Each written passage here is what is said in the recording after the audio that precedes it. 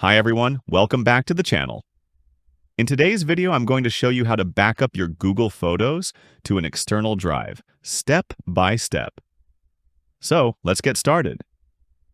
First, open your browser and go to photos.google.com.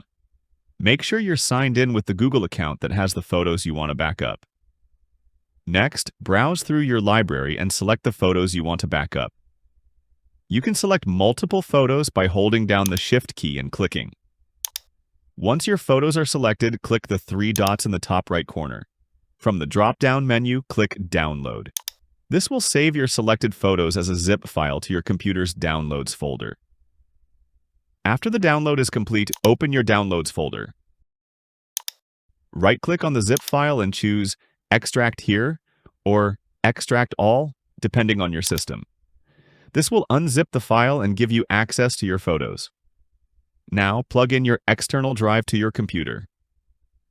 Once it appears, go back to the extracted photo folder, select the images, then right-click and choose Send to your external drive.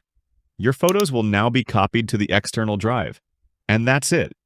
Your Google Photos are now safely backed up to your external drive.